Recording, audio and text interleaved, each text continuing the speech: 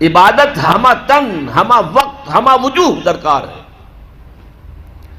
اللہ کی بندگی، اللہ کی غلامی، اللہ کی عبادت، اس کا تقاضا کیا ہے؟ ہر وقت، ہر آن، ہر لحظہ، ہر معاملے میں اللہ کا حکم مانا جائے۔ اس لیے کہ عبد کہتے تھے غلام کو۔ آج کل غلامی کا وہ تصور دنیا میں کہیں نہیں ہے۔ غلام اپنے آقا کی ملکیت ہوتا تھا۔ غلام کو جب چاہے آقا قتل کر دیتا تھا، اس پر کوئی مقدمہ نہیں، نہ 302 کا، نہ 303 کا، نہ 304 کا، کوئی مقدمہ نہیں۔ بالکل ایسے جیسے آپ کی بکری ہو، آپ اس کو ذبح کریں، گوشت کھائیں، بانٹیں اپنے دوستوں میں، تو کوئی آپ سے پوچھ سکتا ہے بکری کیوں ذبح کی؟ اسی طرح آقا جو ہے اپنے غلام کو اگر ذبح کرتا تھا تو کوئی اس سے نہیں پوچھتا تھا تم نے کیوں کیا، اس لیے کہ میرا غلام ہے، میرا غلام تھا، میں نے اس کو ذبح کر دیا۔ اچھا، آج ہمارے ذہن میں سب سے بڑا نقشہ آتا ہے ملازم کا، کہ ملازم جو ہے، جس نے ملازم رکھا ہے، امپلائر اور امپلائی ریلیشن شپ کیا ہے؟ زیادہ سے زیادہ وہی ہمارے سامنے آتا ہے۔ لیکن اس میں آپ نوٹ کریں گے کہ ملازم ہمہ وقت نہیں ہوتا، اس کی ملازمت کا وقت مقرر ہے۔ پہرہ دار ہے، 12 گھنٹے پہرہ دے گا رات کو، اس کے بعد جا کے سوئے گا۔ اگر وہ کھانا پکانے والا ہے، کھانا پکائے گا، کوئی اور کام آپ نہیں کہہ سکتے۔ آپ کہیں جا کے میرا ٹائلٹ صاف کراؤ، وہ صاف کہہ دے گا، جناب میں آپ کا خانسامہ ہوں، میں آپ کا کھانا پکانے کے لیے ملازم ہوا ہوں، ٹائلٹ صاف کرنے کے لیے تو نہیں ہوا۔ یہ ملازم جو ہے یہ ہمہ وقت نہیں ہے، یہ ہمہ جہت نہیں ہے، ہمہ تن نہیں ہے۔ لیکن غلام جو ہوتا تھا، غلام کسی وقت بھی انکار نہیں کر سکتا۔ رات کو 12-1 بجے آقا حکم دے، وہ اس کو پورا کرنا ہوگا، جو حکم دے پورا کرنا ہوگا۔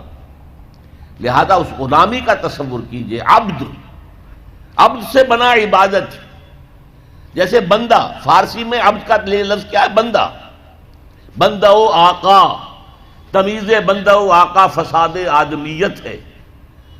لیکن وہ بندہ جو ہے جس سے بندگی بنا ہے، تو میں نے ابھی آپ کو شعر سنا دیا، زندگی آمد برائے بندگی، زندگی بے بندگی شرمندگی، تمہیں تو پیدا ہی کیا گیا اس لیے کہ ہماری عبادت کرو، تمہارا مقصد تخلیق یہ ہے کہ ہماری عبادت کرو۔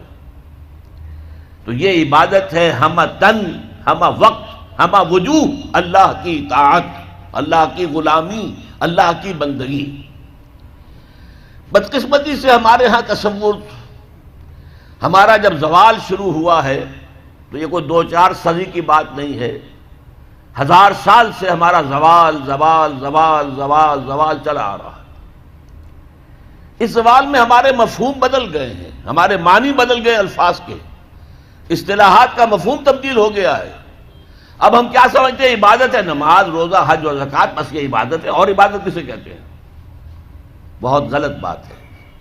سوچئے، اگر عبادت یہی ہے نماز روزہ، تو کیا ہم 24 گھنٹے نماز پڑھتے ہیں؟ اللہ نے کہا میں نے پیدا ہی کیا عبادت کے لیے، تو کیا 24 گھنٹے روزہ رکھتے ہیں؟ کیا 12 مہینے روزہ رکھتے ہیں؟ کیا ہر وقت 24 گھنٹے نماز پڑھتے ہیں؟ نہیں۔ یہ نماز، روزہ، زکوٰۃ، حج، یہ عبادات تو ہیں، وہ اصل عبادت ہے بندگی، اطاعت، غلامی، جو ہمہ وقت ہے، ہول ٹائم، ہمہ جہت، ہمہ وجوہ، اللہ کی اطاعت۔ البتہ اس میں ایک چیز کا اضافہ کیجئے، اطاعت مجبوراً بھی ہوتی ہے۔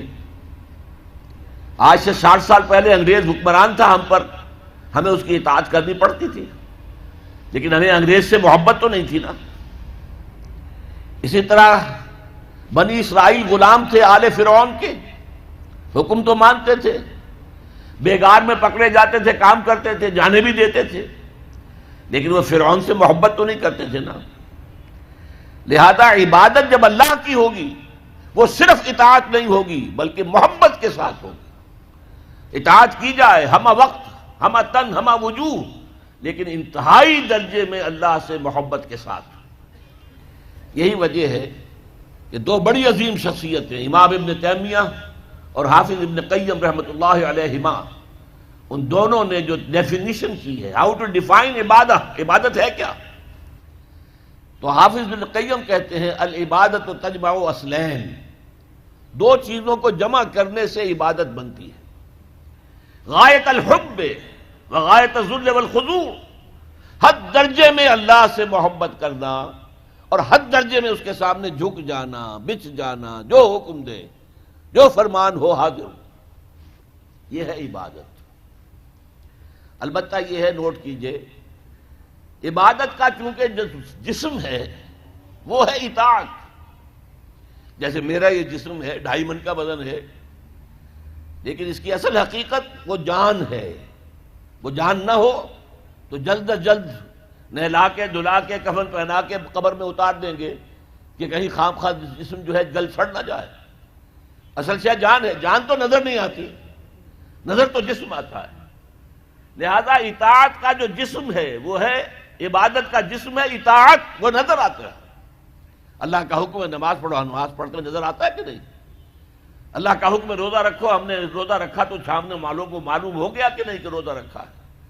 اللہ کا حکم ہے زکوٰۃ دو، تو ہم زکوٰۃ دیتے ہیں تو لوگوں کو پتہ چلتا ہے کہ ہم نے زکوٰۃ دی ہے۔ اللہ کا حکم ہے کہ اگر صاحب استطاعت ہو تو حج کرو، تو جب ہم حج کرتے ہیں لوگوں کو نظر آتا ہے کہ ہم حج کر رہے ہیں۔ لیکن یہ عبادت تب بنے گی جبکہ اس میں حد درجے کی محبت شامل ہو جائے۔ الا لا ایمان لمن لا محبت له، الا لا ایمان لمن لا محبت له، الا لا ایمان لمن لا محبت له، جس میں یہ محبت نہیں ہے اس کا کوئی ایمان نہیں۔ محبت اللہ کی نمبر 1 اور محبت اس کے رسول کی نمبر 2، یہ دونوں محبتیں ہوں تو ایمان ہے، ورنہ نہیں۔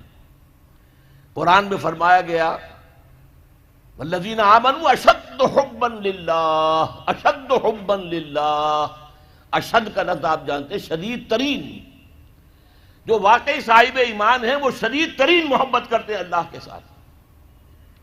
اور رسول نے اپنے بارے میں فرما دیا بہت خوبصورتی سے، لا یؤمن احدکم حتی اکون احب الیہ من والدہ وولدہ والناس اجمعین، تم میں سے کوئی شخص مومن نہیں ہو سکتا جب تک کہ میں اسے اس کے باپ سے، اس کے بیٹے سے اور تمام انسانوں سے زیادہ محبوب نہ ہو جاؤں۔ تو یہ محبت روح ہے، نظر تو نہیں آتی، نظر آئے گی اطاعت کہ آپ نے اللہ کا حکم مانا، رسول کا حکم مانا، لیکن یہ اطاعت عبادت تب بنے گی جبکہ اللہ کی محبت کے جذبے سے سرشار ہو کر اللہ کی اطاعت کی جائے۔ چنانچہ قرآن میں اس کی بڑی عمدہ مثال ہے، جب حضرت موسیٰ علیہ السلام پہلی مرتبہ فرعون کے دربار میں پیش ہوئے تو فرعون نے مذاق اڑایا کہ یہ آیا ہے یہ موسیٰ اور یہ ہارون اس کا بھائی، اور یہ ہم پر حکم چلانا چاہتے ہیں، وَقَوْمُهُمَا لَنَا عَابِدُونَ، حالانکہ ان کی قوم تو ہماری عابد قوم ہے، غلام قوم ہے۔ اب یہاں عبادت کے کیا معنی ہے؟ بنی اسرائیل پوجتے نہیں تھے، وہ بادشاہ کی پرستش نہیں کرتے تھے، لیکن بادشاہ کی اطاعت کرنے پر مجبور تھے، اطاعت کرتے تھے۔ اس کو اس نے کہا وَقَوْمُهُمَا لَنَا عَابِدُونَ، ان کی قوم جو ہے وہ تو ہماری عابد ہے، عبادت گزار ہے، ہماری غلام ہے، ہماری اطاعت شعار ہے، ان کو کیا حق پہنچتا ہے ہماری بلی ہمیں کو میاؤں۔ اچھا کوئی شخص کہہ دے کہ یہ تو فرعون کا لفظ ہے، آپ اسے دلیل کے طور پر لے آئے، اللہ کا لفظ تو نہیں ہے یہ، تو وہ بھی سن لیجئے۔ ایک دوسری ملاقات میں حضرت موسیٰ علیہ السلام نے جب دعوت پیش کی تو فرعون نے طنز کیا، الم نربک فینا ولیدا، اے فرعون، اے موسیٰ تم وہی نہیں ہو جسے ہم نے اپنے گھر میں پالا پوسا تھا۔ اللہ تعالیٰ کے حکم سے حضرت موسیٰ کو تو ایک صندوق میں بند کر کے دریائے نیل میں ڈال دیا تھا ان کی والدہ نے۔ وہ محل کے پاس سے گزر رہا تھا کہ وہاں کچھ عورتیں جو ہے دریا پر آئی ہوئی تھیں نہانے وغیرہ کے لیے، انہوں نے وہ تابوت جو تھا صندوق وہ پکڑ لیا، اس میں حضرت موسیٰ نکل آئے اور اتنے خوبصورت تھے، یہ فوراً سمجھ میں آ گیا تھا یہ کوئی اسرائیلی ہے، اور اسرائیلی بچوں کے بارے میں حکم تھا کہ فوراً قتل کر دو، اگر لڑکا ہو، لڑکی ہو تو زندہ رہنے دو۔ لیکن یہاں حضرت آسیہ تھی، فرعون کی ایک بیوی جو مسلمان تھی، بنی اسرائیل میں سے تھی، انہوں نے کہا فرعون سے لا تقتلوہ، مت قتل کرو، قرۃ عین لی ولک، دیکھو ہمارے ہاں اولاد نہیں ہے، یہ تو میرے اور تمہارے لیے آنکھوں کی ٹھنڈک بن جائے گا، دیکھو کتنا خوبصورت بچہ ہے، لہذا ان کو قتل نہیں کیا گیا۔ اللہ تعالیٰ نے ایک جگہ سورہ طٰہٰ میں احسان گنایا ہے حضرت موسیٰ پر، وَأَلْقَيْتُ عَلَيْكَ مَحَبَّةً مِّنِّي، میں نے اے موسیٰ تم پر اپنی محبت کا پرتو ڈال دیا تھا، ایسی محبت خدا بندی، ایسا ان کا جذبہ ابھرا لوگوں کے اندر کہ حضرت موسیٰ کو غضب نہیں پہنچایا گیا، محل میں پلے ہیں۔ تو اس کے بعد فرعون کی اس وقت تک اولاد نہیں تھی، بعد میں اولاد ہو گئی، لیکن وہ جو بعد میں اولاد ہونے والا جو ہے، پیدا ہونے والا شہزادہ، وہ حضرت موسیٰ کو اپنا بڑا بھائی سمجھتا تھا۔ تو حضرت موسیٰ کو جب تانا دیا، الم نربک فینا ولیدا، اے موسیٰ تم وہی نہیں ہو جس سے ہم نے بچپن میں پالا پوسا تھا، ہمارے ٹکڑوں پر پلے اور آج ہمارے منہ کو آ رہے ہو؟ اس کا جواب کیا دیا حضرت موسیٰ نے؟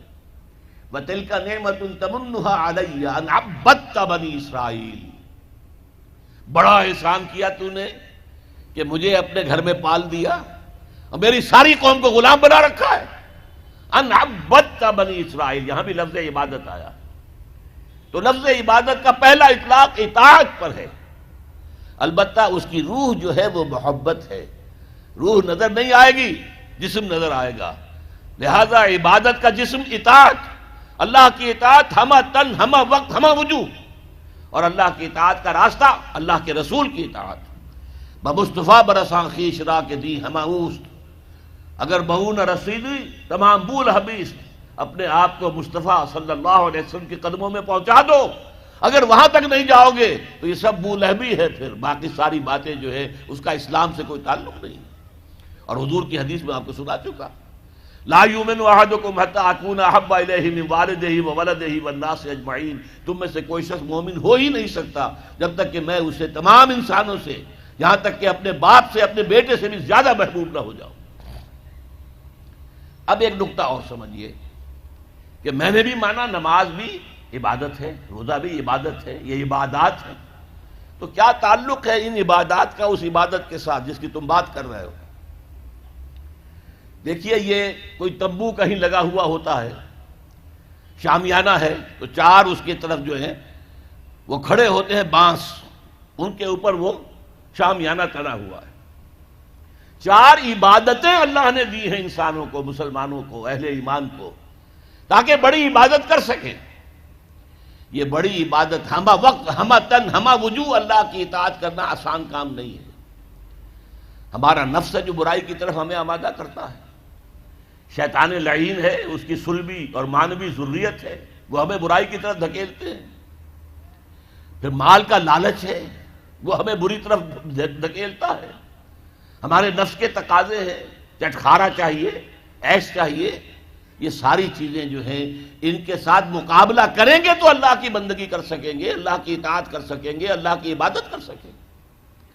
لہذا چار عبادات دے دی، چار یہ بانس، چار ستون جن پر چھت کھڑی ہوئی ہے عبادت کی، عبادت۔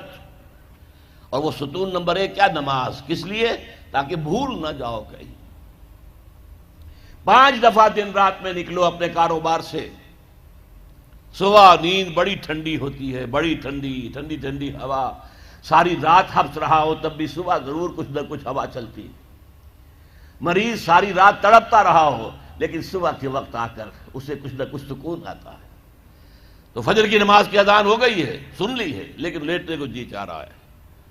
اس کے خلاف جد و جہد کریں گے، اپنے نفس کے خلاف، تبھی تو اٹھیں گے نا۔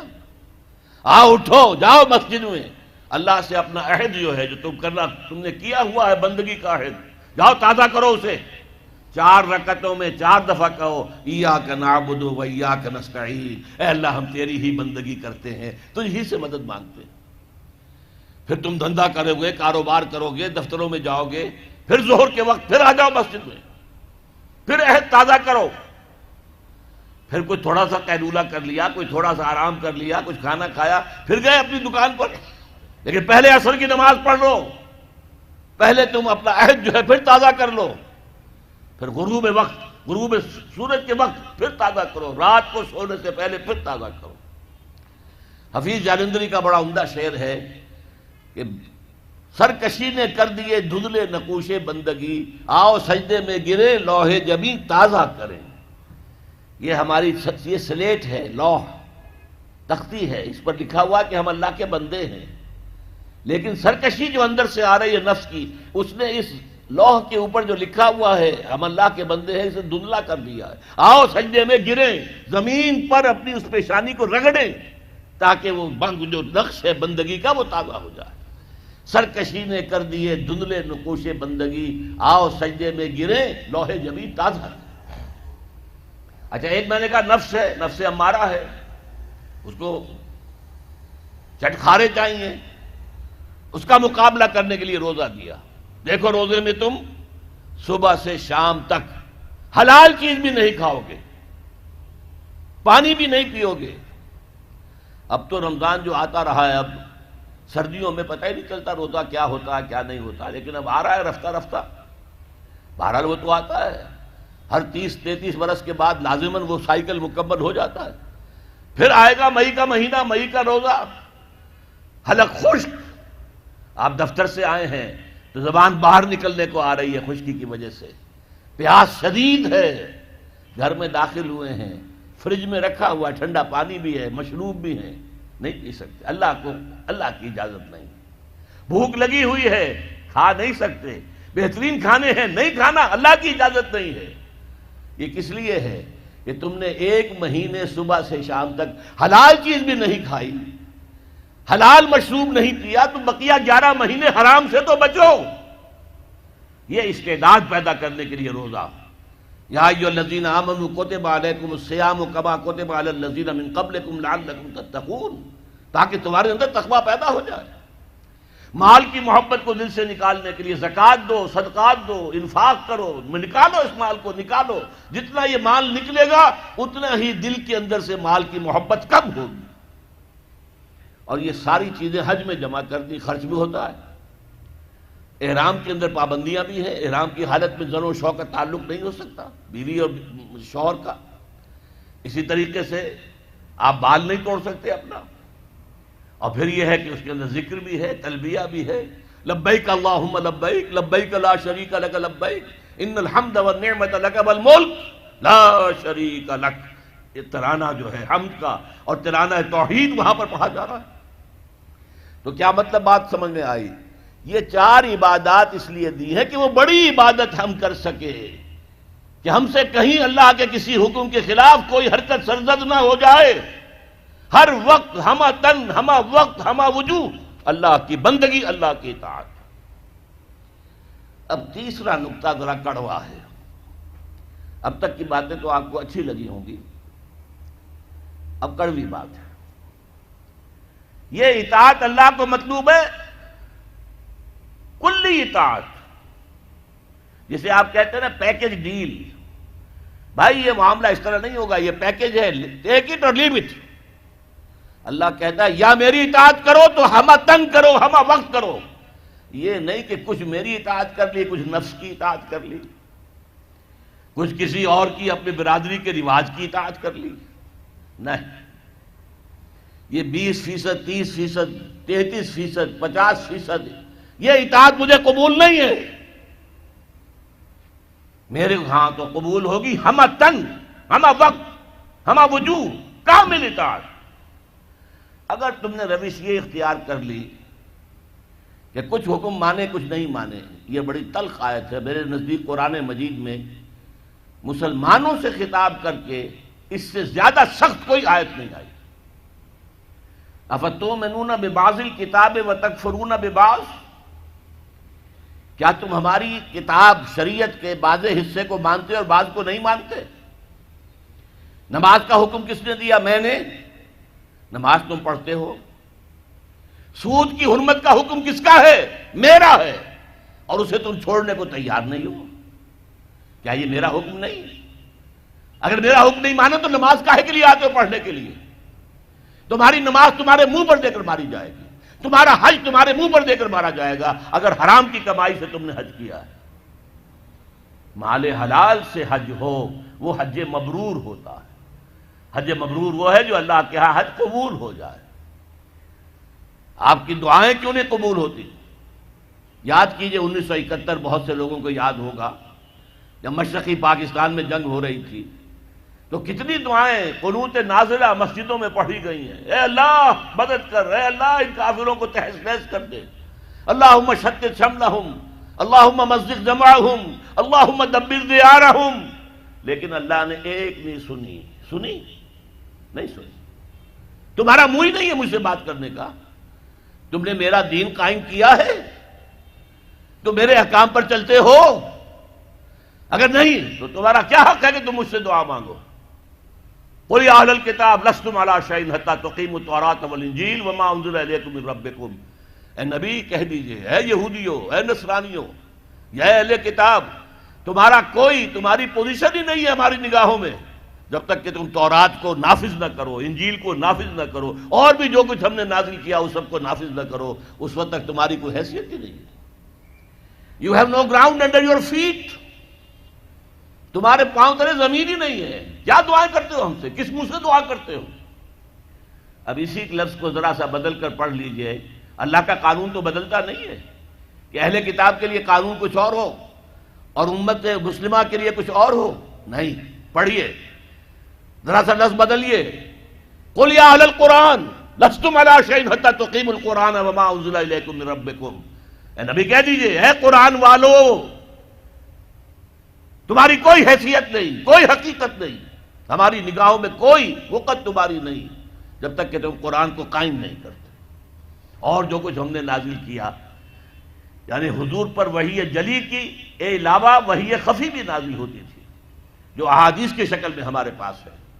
تو قرآن بھی ہم نے نازل کیا، قرآن نازل کیا، اس کو نافذ کرو، اور سنت رسول بھی ہم نے نازل کی ہے، اس کو بھی اطاعت کرو، اس کو مانو، اس کی پیروی کرو.